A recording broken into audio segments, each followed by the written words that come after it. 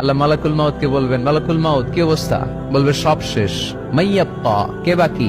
মালাকুল মাউত বলবে জিনেরা বাকি, যাদেরকে দেখা যায় না। আল্লাহ বলবেন জিনদেরকেও শেষ করে ফেলো, রুহু কবজ করো। মালাকুল মাউত আজরাইল জিনদের রুহু কবজ করবে। আল্লাহ এবার জিজ্ঞেস করবে, ইয়া মালাকাল মাউত আখবিরনি মাইয়াপ্পা, এবার বলো আর কে বাকি? মালাকুল মাউত বলবে, আল্লাহ মানুষগুলো সব শেষ, জিনগুলাও শেষ, এবার বাকি ইবলিস শয়তান। কে বাকি? ইবলিসরেও শেষ করো, ইবলিসও শেষ। আল্লাহ আবার জিজ্ঞেস করবেন, ইয়া মালাকাল মাউতি মাইয়াপ্পা, আর কে বেঁচে আছে বলো? মালাকুল মাউত বলবে, আল্লাহ আপনার কথা অনুযায়ী পৃথিবীর সব মানুষের রুহু কবজ করলাম, সব জিনদের রুহু কবজ করলাম, ইবলিসের রুহু কবজ করলাম, এখন আছে শুধু ফেরেশতা। আছে কারা?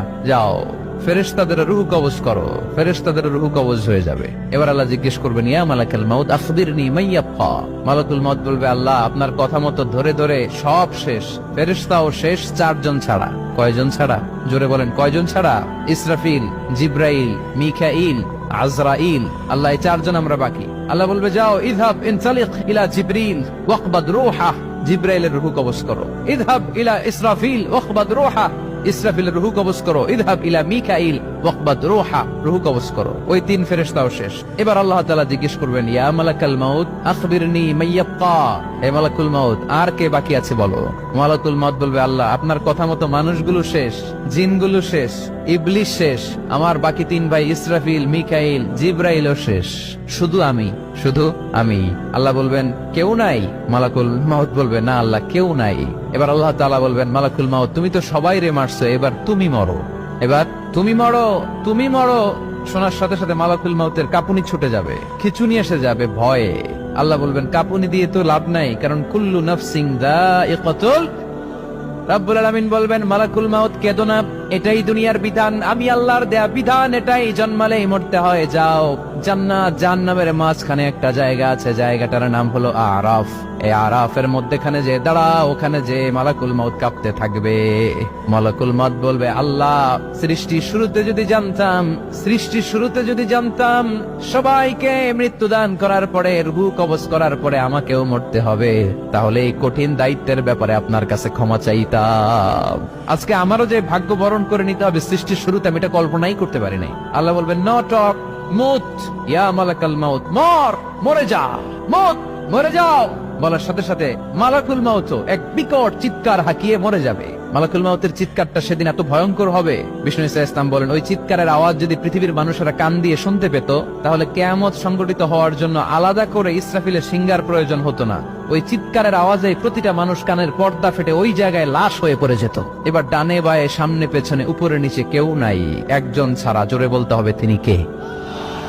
আল্লাহ তখন পৃথিবীকে একটা ডাক দিবেন, বলবেন, ইয়া দুনিয়া আইনা আনহারুকি, এই পৃথিবী তোর নদীগুলো কোথায়? ইয়া দুনিয়া আইনা আশজারুকি, এই পৃথিবী তোর গাছগুলো কোথায়? বটতলা। ইয়া দুনিয়া আইনাল জিবাল, তোর বড় বড় মাউন্ট এভারেস্ট পাহাড়, আলাস্কা পর্বতমালা, আলপস পর্বতমালা, এগুলো কোথায়? তুর পাহাড় আজকে কোথায়? ইয়া দুনিয়া আইনাল মুলুক, রাজা বাদশারা কোথায়, যারা ক্ষমতার দাপটে পা জমিনে ফেলতে চাইতো না? আইনাল জাবাবেরা, অত্যাচারী শরীর শাসকগুলো আজকে কোথায়? কোথায় আজকে? কোনো আওয়াজ নাই। আল্লাহ তখন হুঙ্কার দিয়ে বলবেন, লিমানিল মুলকুল ইয়াউম, who belongs the kingdom today. আল্লাহ চিৎকার দিয়ে বলবেন, আজকে ক্ষমতা কার? আওয়াজ করে বলেন, সেদিন ক্ষমতা কার? আল্লাহ সেদিন প্রশ্ন করে নিজেই নিজের প্রশ্নের উত্তর দিবেন, লিমানিল মুলকুল ইয়াউমা লিল্লাহিল ওয়াহিদিল কাহ্হার। সেদিন ক্ষমতা দুনিয়ার কোন রাজার নাই, কোন বাদশার নাই, কোন স্বৈর শাসকের নাই, কোন সুলতানের নাই, কারো নাই। সেদিন ক্ষমতা চলবে একজনের, তিনি কে? তার নাম হচ্ছে রহমান। তার নাম কি? আরো জোরে বলেন, কি নাম? এজন্য রহমান কারে বলে আজকে চিনতে পারছেন? তার দয়ার শেষ আছে? তার ক্ষমতার কোন কুল কিনারা আছে? তার ধন ভান্ডারে কোনো কমতি আছে? এজন্য লা বিশাইইন মিন নিআমিকা রাব্বানা নুকাযযিবু ফালাকাল হামদ, we don't deny any of your mercy and blessings, all praises to you। আল্লাহ তোমার কোন নিয়ামতকে আমরা অস্বীকার করি না। আল্লাহ প্রথমে ধমক দিয়ে বলছেন, এই মানব জাতি আর জিন জাতি, আমার কোন নিয়ামতকে অস্বীকার করবি? আমরা বলি কোনটাই অস্বীকার করি না। সকল প্রশংসার মালিক একজন, তিনি কে? ইমাম বাইহাকি বলেন, আল্লাহর হাবিব সাল্লাল্লাহু আলাইহি ওয়াসাল্লাম ইরশাদ করেছেন, ইন্না লিকুল্লি শাইইন আরুস ওয়া আরুসুল কুরআনি সূরাতু আর-রাহমান। আলেম ওলামারা বলেন তো আরুস মানে কি? মাশাআল্লাহ, নববধূ। আরুস মানি নতুন বউ, আরুস মানি নতুন বউ, নববধূ। আল্লাহর হাবিব বললেন, লিকুল্লি শাইইন আরুস, সবার একটা করে নববধূ হয়। আর কোরআনের নববধূর নাম সূরা আর-রাহমান। ইন্না লিকুল্লি শাইইন আরুস ওয়া আরুসুল কুরআনি সূরাতু আর রহমান। দুনিয়ার প্রত্যেকের জন্য আল্লাহ একজন করে নববধূ দান করেছেন। আল্লাহর কোরআনেরও একটা নববধূ আছে, এই কোরআনের নববধূর নাম সূরা আর রহমান। কোরআনের নববধূ, কোরআনের নতুন বউ, কোরআনের নতুন বউ।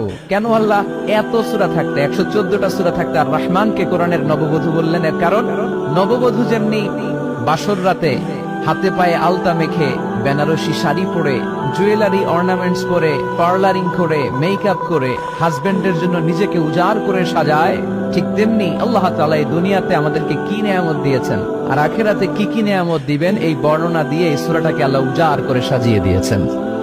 এজন্য এই সূরার নাম হচ্ছে আরুস আল কোরআন। কোরআনের নববধূ, সবকিছুর নববধূ আছে।